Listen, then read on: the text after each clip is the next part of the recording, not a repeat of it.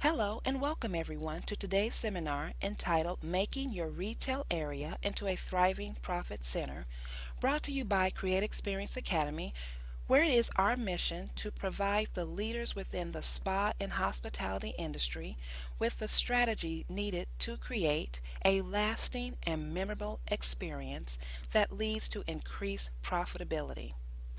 Today's seminar is part one of a two-part seminar that is exclusively for spa directors and owners of today premium day spas, resort, and medical spas. And we want to thank you for tuning in with us for this online event about growing your business in order to achieve repeat sales and to build strong customer loyalty. We will also look at what it means to build a more cohesive staff that in turn reduces the high turnover experienced by many spas today.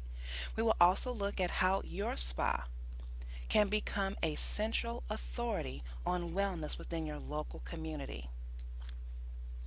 This seminar is given in two parts because we will take a comprehensive look at the crucial objectives that the professional spa industry faces today that unfortunately still lacks real and practical solutions.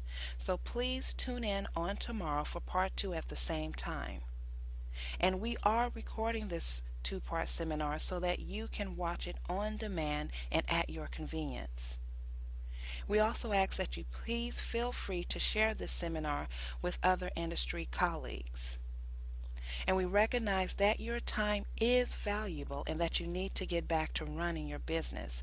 Yet you did tune in today because giving attention to the effective growth of your business is important to you as well. The key word is effective growth, and that is what this two-part seminar is all about. Effective growth of your retail sales and effective growth of your client base. Let me first start off by introducing myself. My name is Ann Perkins, and I have been a part of the professional spa and hospitality industry since 2000. And our parent company, Aisha has been in service to professional spas and resorts nationwide. And Create Experience Academy is our premium online service to industry professionals for advanced management and marketing training. And Aisha is a nationwide B2B distributor to professional spas and resorts, and since 2008, Aisha became a registered vendor with the MGM Resort family of hotels in Las Vegas. And we have had the pleasure of not only being of service to their spas, but also bringing the spa experience to their many, many guest rooms. That business alone has sustained our business revenue objectives, as I'm sure you can imagine, where I helped to spearhead that focus as Director of Hospitality Sales for guest room amenities and resort retail sales. And we are very focused on the products that will bring professional spas and resorts new and repeat sales, along with the training and consultation that will strategically make your objective to grow and cultivate long-term relationships more of a reality, a measurable reality. Because being able to measure one growth is so important.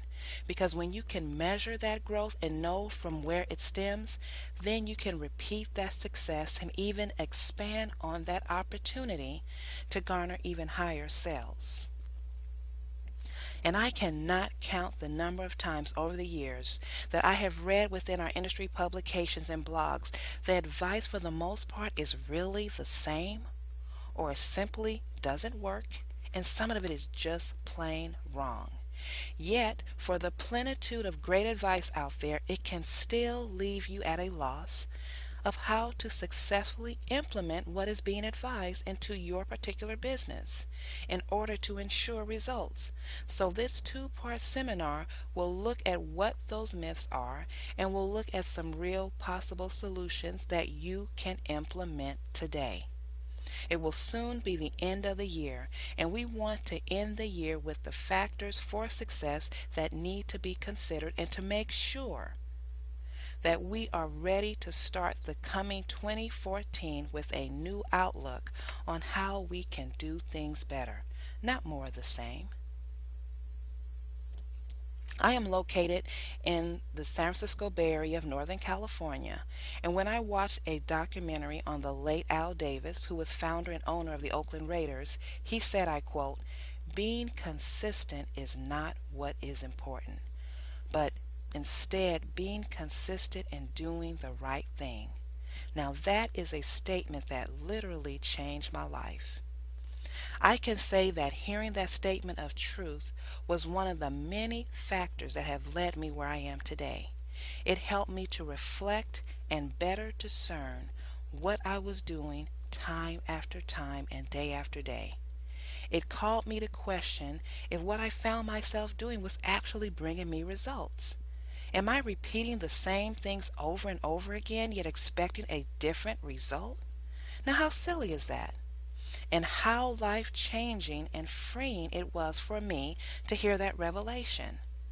That statement helped me to change, to reflect, and to begin to reevaluate the things in my life that needed to be thrown out and the other areas that I needed to grow in. I really see myself as a person who wants to grow and learn every day. I mean, every day. Is that a daily chore or a daily grind for me? No, far from it. I love it. And it makes me feel so good about myself. Growth, healthy growth is a good thing, and it keeps me in a positive mindset. I am also making sure that I surround myself with growth opportunities and the people who are looking to do the same. When I fall down, I don't beat myself over the head. I get back up, learn from it until I have garnered a new good habit under my belt. And this is the type of attitude that is present in my personal as well as my professional life. My personal self and my professional self are one and the same. Why would I want accept lack in one and expect success in the other? It doesn't work that way. And when it does, it won't for long. And you know what? I deserve better than that. And so do the people who depend on my leadership. So it keeps me focused each day that I walk in that one direction towards growing success. So this seminar is for you and your business if you no longer want to stand for the status quo and want to take your business, your staff to a new level of success with measurable results that can be repeated time and time again. So let's begin with part one of our seminar today that will cover the following concerns that many spa directors and owners have said are important to the success of their business.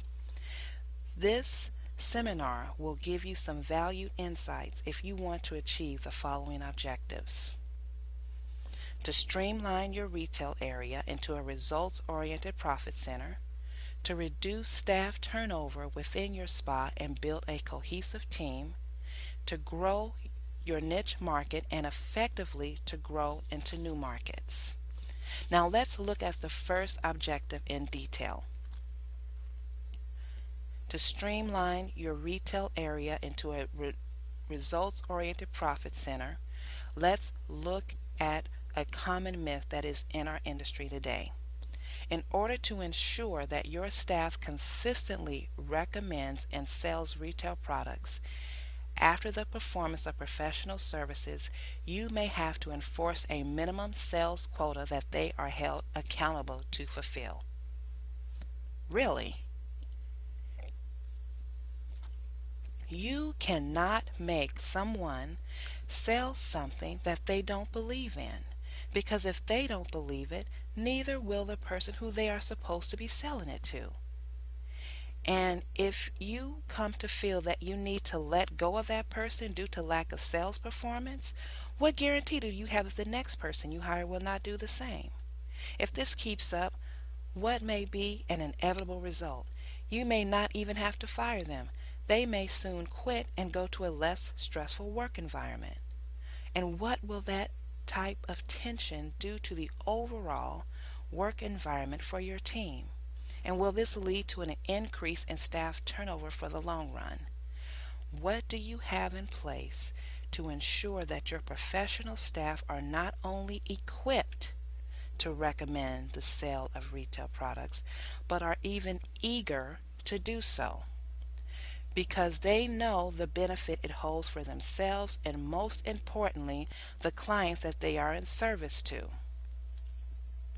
Now, before we begin to uncover some solutions to the problems of staff retail sales, I would like you to consider looking at the following questions. How often do you communicate with your product vendors outside of placing your next order? And do you receive vendor support from a dedicated person with whom you work with consistently, or is it with whomever answers the phone? And what is the criteria used to bring new product lines to carry within your spa? And who is involved in that decision-making process?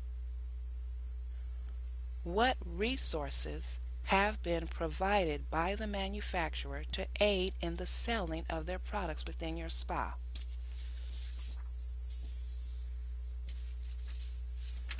And what do you have in place that brings your clients back into your spa for additional sales after they have purchased products from your retail area? What effective methods, and let me say that again, what effective methods do you use to bring them back with a friend or two? And how often do you introduce new products into your spa? And how do you know if those products not only work, but do they also provide the results that your clients are looking for? Now, were you able to quickly answer any or all of these questions and concerns? Now, the next objective for our discussion is to reduce staff turnover within your spa. And yes, we will begin to provide solutions to these myths and concerns in part 2 of the seminar. But I first want you to take some time to reflect where your business currently is in regard to these outlined objectives. If we don't first reflect and evaluate before we start looking at solutions, the problems we think we may have solved will only temporarily disappear, and those problems and shortfalls can easily creep their way back into our business. And at Create Experience Academy, we are in the business of helping spas to achieve long-term growth, not short-term temporary profits. So if one of your objectives is to reduce staff turnover within your spa, I would like to first dispel a myth that achieving your bottom line should be your day-to-day primary objective and sets the standard for your business success. Ask yourself, is that the reason why you became a spa director or owner? Is it because you wanted your most important daily objective to be that you have revenue to pay your staff salaries, utility bills, and that the retail shelves are stocked and look inviting? Albeit these are all crucial and important to the success of any business. But are these concerns at the heart of your philosophy? Is that what your website says? And how is that vision being fulfilled on a daily basis? Or is it being fulfilled at all? Has time really been given to fulfill your spa's mission? Or is there only time to keep the day-to-day business routine going? When your clients, especially new ones, walk through the door, what do they see and what do they ultimately feel? Both go hand in hand for a complete and true experience. And it is the place that they really, and is it a place where they really want to return to? These last questions that I have asked you to ponder about your business, do you have a way to get that crucial feedback on a regular basis? Now, here are some questions that I would like you to consider. What intrinsic value does your staff have to your spa? and the overall success of your business? Are they just another practitioner of professional services and sales? Or do they have a contribution that they know is valued? In other words, can they be replaced instantly with someone else, anyone else? And as your business grows, how involved is your staff in that growth? And does your staff trust you? Do they have confidence in your leadership? Do you have confidence in your leadership? And what type of structured training does your front desk personnel have before they are even allowed to answer the phones? And how do they greet your clientele who walk through the door? Does your front desk staff only have a place at the front desk, or are they a part of the larger team? When your employees walk through the door, does your environment speak of a team or a competitive environment? And just a word of advice, your staff, they indeed are your first client. The next objective that we will look at is your ability to grow your niche market and to effectively grow into new markets. And let's again start by looking at a common myth. In order to grow your business, you have to first find a great niche that allows you to stand above your competition. Now, how many times have we heard that one? Is that really all it takes? It would be great if all we had to do is simply find a niche above our competition and that was all that was needed. So all you have to do is build it and they will come? Okay, let's say you have it. But how is anyone going to know that you have it? What is going to make them leave their current place where they do business to come over to your business and become your loyal customer? We can have the most unique niche in the form of a product or service, but if we don't answer a specific need that fulfills real and tangible results, we will see ourselves constantly spinning our wheels and never making it down the road to long-term profitability. The fulfillment of a niche is not just so in itself, but in the fulfillment of an unmet need that you can not only demonstrate that you can fulfill, but you have proven that ability time and time again. When we read online reviews, do we want to see one positive comment or 10 positive comments for the same product or service from a particular company? It is the same in every industry. We as a stranger to a business must see multiple positive reviews before we will even consider trying a new business. The only time a stranger can take one testimonial about a business and receive it as golden is from someone that they personally know and trust.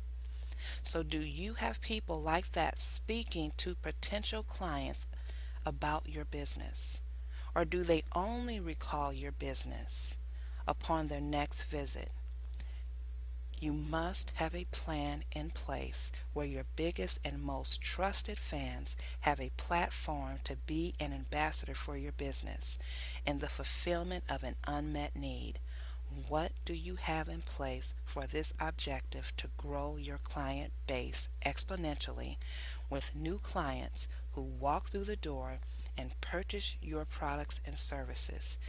Not just 1,000 tweets and followers, but new physical clients who are ready to spend their money with you. So let's recap on some important points that we have just discussed. So in order to grow within your niche market, your spa must position itself as an authority in the fulfillment of an unmet need. And are those unmet needs clearly defined within your business model? And the performance of a product over and above your competition is not enough. People have to know that your business has this ability. And how does your community know that? What do you have in place to make that fact known? And if you are looking to venture into a new niche market, that is great because it will aid in the stability of revenue for your business. You do not want to have to say that a particular time of year is slow for your overall business, but just maybe for a specific product or service. So when do people not need your business?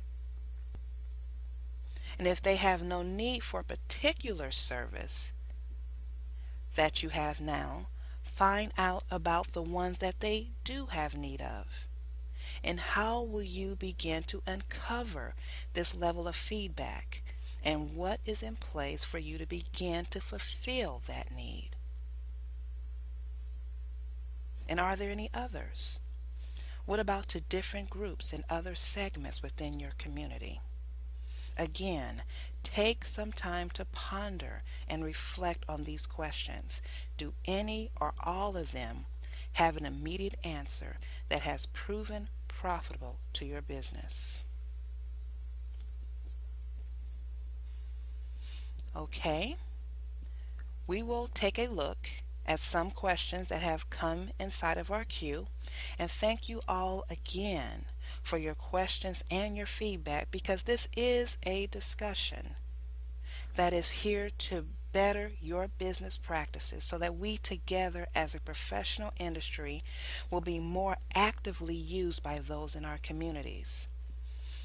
I also want to say that we work so hard to bring wellness and beauty to a society that is going from bad to worse in an ever increasing levels. People are crying out for help. And we as an industry have the holistic answers for many of the chronic problems that people are facing in our society today, especially depression. Okay, so let's look at our first question. Thanks, Rebecca. You are asking about what can you do to ensure that your staff is recommending and selling retail products, if not by enforcing staff quotas. And you are stating that retail sales lack not only after the performance of professional services, but there are no real staff recommendations taking place, period. Our products are just collecting dust on the shelves. Yes, Rebecca, I can really sense your frustration. Well, let me first start off by saying that I am not going to be the one to simply throw words at you and hope that you are taking notes. Instead, I want you to ask yourself the questions that will get you to reflect and to look at why your business may be facing these problems. Because my goal is to help you to discover and realize the solutions that will lead to first change and then growth. It must occur in that order. So the questions I have for you, Rebecca, is first, how involved is your staff in the procurement and placement of your retail products? Secondly, what do they know about the retail products themselves and their benefits? And one last question that I have is, has there been any training that you have given to your staff to effectively sell these products? Now, face-to-face sales does require not only knowledge, but just as importantly, it requires confidence. Do they know the benefits of the products that they are selling and how they will provide different results for different people? Do they even know and agree with the philosophy of the products that they are being asked and even required to sell? Can anyone effectively sell something that they don't believe in? So these are the questions that I want you and the others on the webinar who may be experiencing the same concerns to begin to think about. where solutions to these very common objectives and concerns will be covered in part 2 of this seminar. And please note that if you cannot participate in this online discussion with us today, don't worry about it, because part 1 and part 2 will be available on demand, and you will receive a link to both of them after this broadcast. Okay, let's see. I would like to address another question from Lawrence. Welcome to the seminar. And I see that your concern is with how to zero in on your niche market, and you are also asking if you can have more than one and still be effective in reaching them both.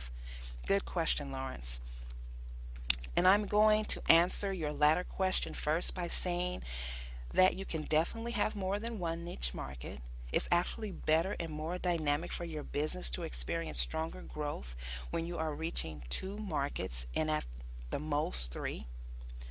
My question to you, though, is do you or will you have designated staff whose job it will be to focus on either market? And just in general, everyone, when your business services any one market, you must first evaluate what is the unmet need that my business can successfully fulfill. And this evaluation goes for any industry. Once you have uncovered a true unmet need for your business, now you can be focused on being better than your competition. You must then ask, are people really willing to pay you money for that distinction? And if so, how much?